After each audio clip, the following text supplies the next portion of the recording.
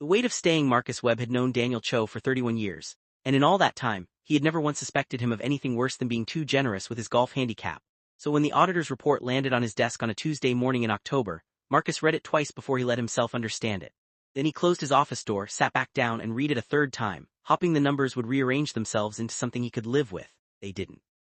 $240,000 moved out of the firm's client trust account over 18 months in amounts small enough to avoid triggering the usual flags. Someone with real knowledge of the system had done this. Someone who understood exactly where the auditors wouldn't think to look. There were only 4 people who had that kind of access. Marcus was one of them. Daniel was another. He didn't call the police. He didn't call the partners.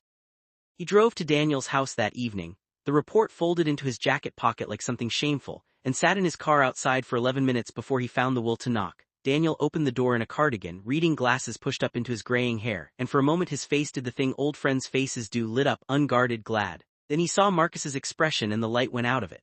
"Better come in," he said. They sat in the kitchen, because the kitchen was Daniel's wife Rosalind's domain and somehow it felt like the safest room in the house, the one least likely to hold secrets. Marcus put the report on the table between them and said nothing. He didn't need to. Daniel looked at it for a long time. Then he told him Rosalind had been sick for 2 years. Not the kind of sick that made the news at the office. She'd hidden it well and Daniel had helped her hide it because that was what she'd wanted. A rare blood disorder, a treatment not covered by insurance, a specialist in Zurich who did not accept installment plans. Daniel had remortgaged the house. He had sold his father's watch collection. He had finally, in a moment he described as the worst hour of my life, worse than watching her get the diagnosis, logged into the trust account and moved $11,000 into his own. And then because $11,000 hadn't been enough and because nothing terrible had happened after that first time, he had done it again. And again. "I was going to pay it back," Daniel said, not because he thought it was a defense but because it was true and because it was the only thing he had left to offer. "I had a plan. I have a plan, Marcus. I have a plan." Marcus believed him. That was the terrible part. He believed every word and none of it changed the number on the page and none of it changed what he was legally, professionally, morally supposed to do about it. "Rosalind doesn't know," Daniel said. "About the money. She thinks it was savings. If this comes out," he stopped. He didn't need to finish. If this came out, it wouldn't just be Daniel who lost everything.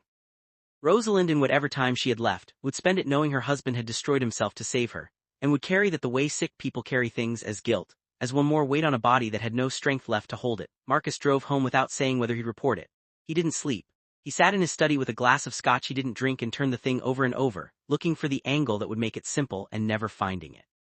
Here is what loyalty is not, Marcus thought, somewhere around 3 in the morning. It is not simply picking your friend over the rules every time no matter what. That isn't loyalty, that's cowardice wearing loyalty's coat. A man who will lie for you no matter what you've done isn't devoted to you, he's devoted to the story where you're never wrong, and that story isn't real and it isn't a favor to live inside it. But here is what loyalty is not either, abandoning a man the second he becomes inconvenient to know. Reporting Daniel wouldn't be wrong because the rules were wrong. The rules existed for good reasons. There were other clients, other people's money in that account, people who trusted the firm with things they couldn't afford to lose. Daniel's love for his wife didn't erase that. It explained him. It did not excuse him. Marcus thought about the two of them at 26, sharing a 2-bedroom walk-up before either of them had a dime, splitting the last of the instant noodles and arguing about whether Daniel's accounting model for their fictional future firm was too conservative. He thought about Daniel driving 4 hours through a snowstorm the night Marcus's father died, arriving at 2 in the morning with nothing to offer but his presence, and staying 3 days without once asking when he needed to get back. None of that made the number on the page smaller, and the number on the page didn't make those 3 days a lie. By morning Marcus had a decision, though it wasn't the clean one either version of himself had wanted. He went to the partners not with an anonymous tip, not with a cover story but with his own name on it, and he told them everything including the part about Rosalind, because he thought Daniel deserved to have that context exist somewhere other than his own mouth. He did not ask them to look away. He asked them to let Daniel resign quietly, to let restitution happen on a payment schedule instead of a headline, to keep it out of the papers where a dying woman might read it. He put his own reputation behind that request, which was not nothing. He was vouching for a man who'd stolen $250,000, and everyone in that room knew it. It worked mostly because Marcus had spent 3 decades being the kind of partner whose word people trusted, and because the firm in the end preferred quiet restitution to a scandal that would spook every client on the books. Daniel resigned. He sold the house outright and paid back what he could and signed papers for the rest and lost the practice he'd built his whole identity around. He did not go to prison.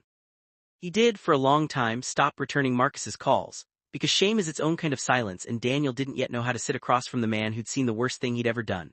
Rosalind died the following spring in March, With the medical bills unpaid but the roof over her head intact and no idea that her husband had once been 20 minutes from being arrested in his own driveway, Daniel called Marcus the week after the funeral. Not to thank him, that came later once awkwardly over coffee neither of them finished. He called because it was 2 in the morning and he didn't know who else to call, and Marcus picked up on the second ring, the way he always had, and said nothing except, "I'm here," and let Daniel cry into a phone for 40 minutes without once asking him to explain himself. Marcus thought about that call often afterward. He came to believe that loyalty, the real kind, the kind worth having, was never really a question of whether you'd cover for someone.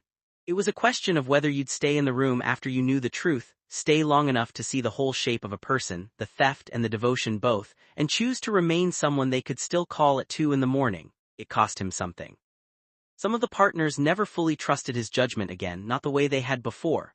A version of his reputation had quietly changed and would never fully change back. He had made himself smaller in the eyes of people whose good opinion he'd spent 30 years earning in order to keep faith with one man who might not have deserved it.